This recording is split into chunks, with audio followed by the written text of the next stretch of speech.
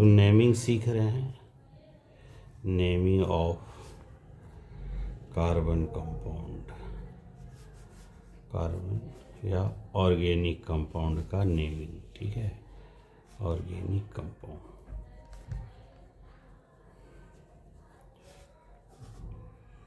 जैसा कि हम लोग हाइड्रोकार्बन में जान रहे हैं कि जो हाइड्रोजन और कार्बन से मिलकर के कंपाउंड का निर्माण हुआ है वो हाइड्रोकार्बन कहलाता है।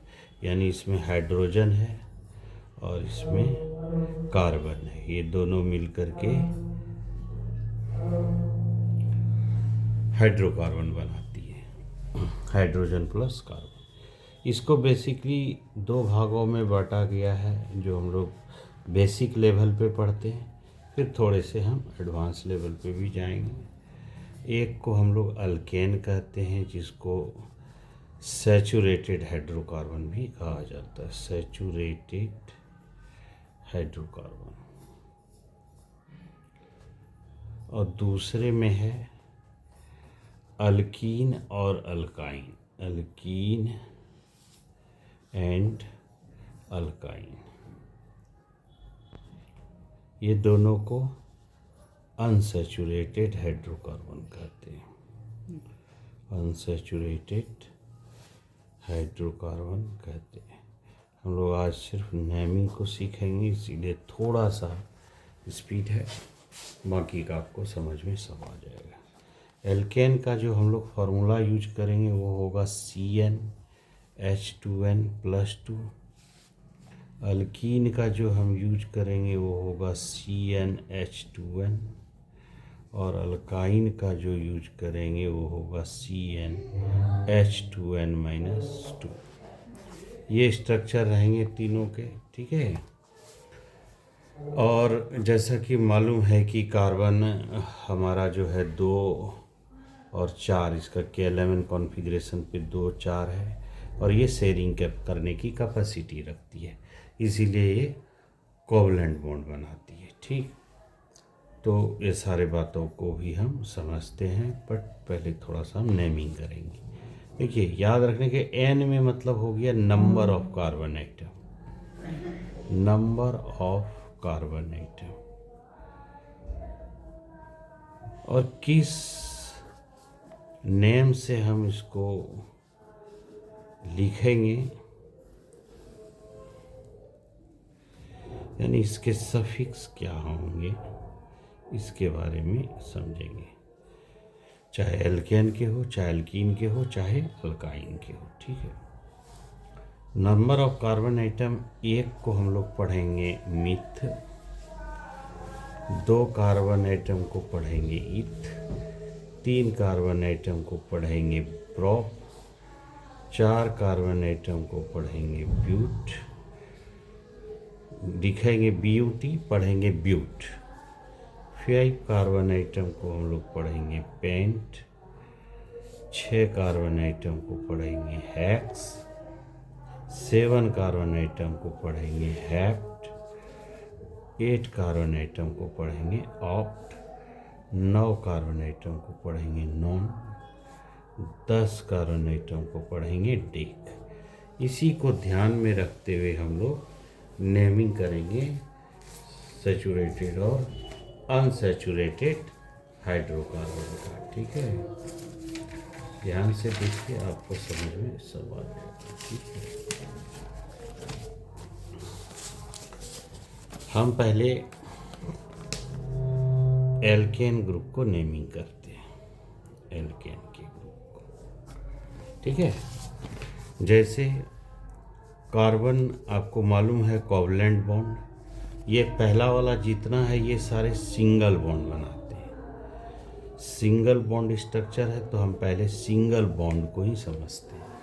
सिंगल कोवलेंट बॉन्ड, कोवलेंट का मतलब होता है शेयरिंग करने की कैपेसिटी, यानी ये अपने ऑक्टेव को पुराने के लिए शेयरिंग ऑफ इलेक्ट्रॉन करते, चाहे जिस भी हाइड्रोजन से मिले या कोई इसके फंक्शनल ग्रुप वाले एटम के साथ ही मिलता हो।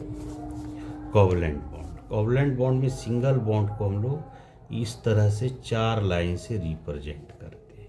तो ये जो 4 लाइन है, ये 4 लाइन इसके 4 वैलेंस इलेक्ट्रॉनों को शो करता है। तो अगर हम पहला फार्मूला इसका देखें जो अभी अभी हम लिखे हैं, वो है CnH2n+2। अगर हम n = 1 ले लें तो इसका जो स्ट्रक्चर फार्मूला होगा, देखिए पहले कंडेंसेट करेंगे और स्ट्रक्चर दोनों करेंगे। n बराबर 1, तो n के जगह पे हम 1 लिख लिए, H2 × 1 + 2, और देखिए ये बन गया CH4। क्योंकि C1 है तो C ही आया, 2 × 2 + 2, तो हाइड्रोजन के 4 आइटम बन गए। तो ये कहलाया CH4। ठीक है। अब इसका नाम देखिए कैसे लिखे। एक कार्बन आइटम है, n बराबर 1, तो एक कार्बन आइटम को हम लोग पढ़ते हैं मिथ, METH, जो हमने यहाँ पर लिखा है। एक कार्बन आइटम को मिथ पढ़ते हैं। एल्केन ग्रुप का है तो सब में हम ये ANE लगा देंगे, इसका नाम हो जाएगा मीथेन। इसका अगर आप स्ट्रक्चरल फार्मूला देखें, स्ट्रक्चरल फार्मूला, तो ये हो जाएगा C, इस तरह से चारों तरफ हाइड्रोजन और ये बीच में कार्बन, और ये जो CH4 है ये कंडेंस्ड फार्मूला है, टेंस्ड फार्मूला है, इसमें से हमने मिला दिया है सब। अच्छा चलिए, n बराबर इस बार 2 ले करके देखते हैं कि ये कौन से फार्मूले बनते हैं। इस तरह से 3 लेके देखेंगे और फिर 7, 8, 9, 10 देखेंगे, तो आपको 1, 2, 3 जो पैटर्न को फॉलो करेगा वही सारे पैटर्न को फॉलो करेगा। तो n = 2 है, तो अगर यहाँ फार्मूला में CnH2n+2 को अगर यूज करें तो Cn के जगह 2, H2 × 2 + 2, ये बन गया 2, n की जगह 2, H2n है तो 2 × 2 + 2, तो ये क्या बन गया C2H, 2 × 2 = 4 + 2 6, C2H6। कंडेंस्ड फार्मूला हो गया। पहले नेमिंग करते हैं इसका। नेमिंग में देखिए इसका दोनों नाम एक ही है, मीथेन का methane, norm common name, IUPAC name, दोनों ही एक ही है। नेमिंग देखिए, कार्बन के 2 आइटम इथ पढ़ते हैं, ETH, इथ, तो ETH लिख दिए, और ANE है लास्ट में, एल्केन ग्रुप का है ये सदस्य, लास्ट में सफिक्स ANE लगा दी, ये कहलाया ईथेन। अगर इसको स्ट्रक्चर फार्मूला में लिखना है तो C स्टेट चेन में 2 बॉन्ड लगा दिए, और इधर चारों तरफ जो ये सभी जगह खुला हुआ चेन है, इधर हाइड्रोजन भर दिए। तो यहाँ देखिए हाइड्रोजन अपने 1 इलेक्ट्रॉन को शेयर कर रहा है और कार्बन अपने 4 इलेक्ट्रॉनों को शेयर कर रहा है चारों तरफ। ठीक है, क्योंकि हाइड्रोजन इस तरह से। अब अगर इसको अब शेयरिंग पर भी अगर आप देखेंगे तो यहाँ पर कार्बन के चारों तरफ 4 इलेक्ट्रॉन डॉट स्ट्रक्चर में भी, हाइड्रोजन में 1 इलेक्ट्रॉन, 1 इलेक्ट्रॉन, और फिर 1 इलेक्ट्रॉन, फिर 1 इलेक्ट्रॉन। उसी तरह से आप यहाँ भी देख सकते हैं, कार्बन में ये कार्बन के 4, 1, 2, 3, 4, और ये कार्बन के भी 1, 2, 3, 4, ये हाइड्रोजन के 1, ये हाइड्रोजन के 1, हाइड्रोजन के 1, हाइड्रोजन के 1, हाइड्रोजन के 1 इलेक्ट्रॉन, और इस हाइड्रोजन के 1। देखिए हाइड्रोजन डुप्लेट बना रहा है, हर जगह पे हाइड्रोजन एकमात्र ऐसे नॉन मेटालिक एलिमेंट है जो ये आउटर मोस्ट सेल में डुप्लेट बनाते हैं। बाकी के कार्बन देखिए 2, 2, 4, 2, 6, 2, 8 इलेक्ट्रॉन। ये कार्बन के देखिए 2, 2, 4, 2, 6, 2, 8 इलेक्ट्रॉन बनाते हैं। तो ये भी एक स्ट्रक्चर है, इलेक्ट्रॉन डॉट स्ट्रक्चर। ये स्ट्रक्चर आप इसको स्ट्रक्चर फार्मूला कहते हैं, और इसको आप कंडेंसेट करते हैं। ठीक, अगर इसी तरीके से अगर हम n इक्वल टू इस बार 7 ले लें सपोज, तो इसके नेमिंग क्या हो जाएंगे, C N, N equal to 7 ले रहे इस बार, तो n की जगह अगर हम 7 रखें तो C7, H 2 7 जा 14 प्लस 2 16 हो जाएगा। तो C इसके नेमिंग देखिए, कार्बन के 7 इलेक्ट्रॉन को पढ़ते हैं हम लोग हैप्ट, एल्केन ग्रुप से है ANE लिखते हैं, हैप्टेन कहलाता है, हैप्ट एंड ANE हैप्टेन। इसके स्ट्रक्चर फार्मूला देखिए, 3 4 5 6 7 और सातों तरफ में इस तरह से हाइड्रोजन को ऐड कर दीजिए, तो ये हो गए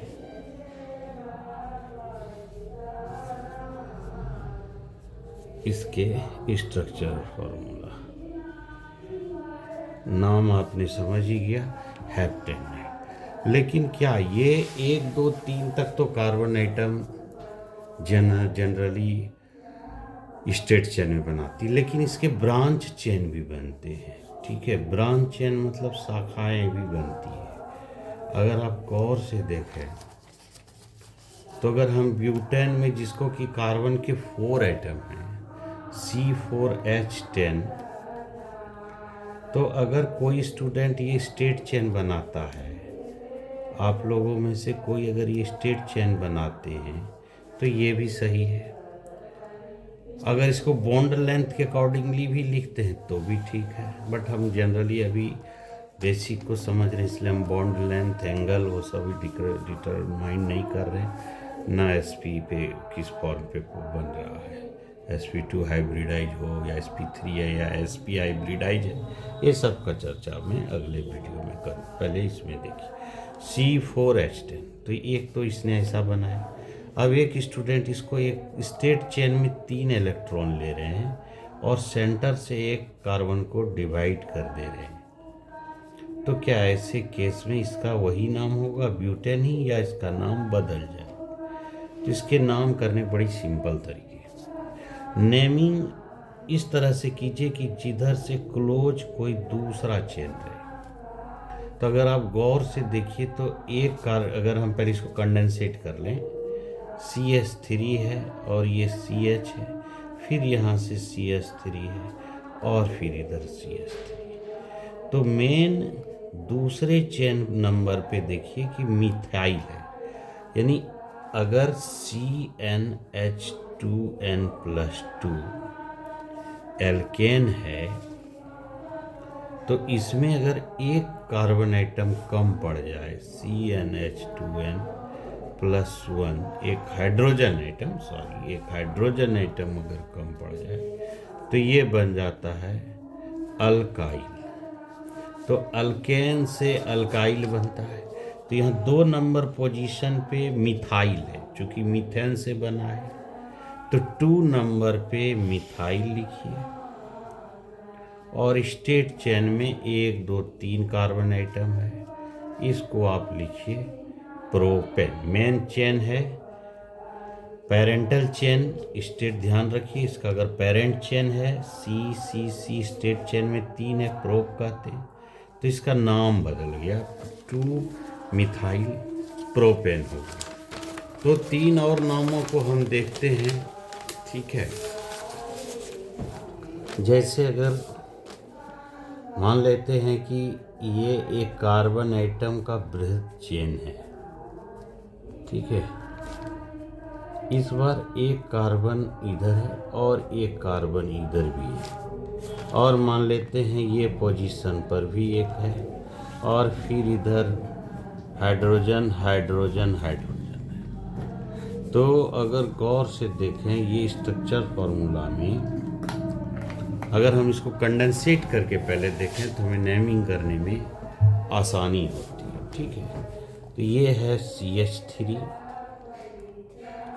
दूसरा है इस पे C, ऊपर में भी है CH3, नीचे है CH3, फिर है ये CH2, फिर है ये CH2, फिर है यहाँ C और फिर नीचे है CH3, ठीक है ना, C और यहाँ पर एक H है, हाइड्रोजन भी है, तभी 3 एक 4 पूरा आएगा।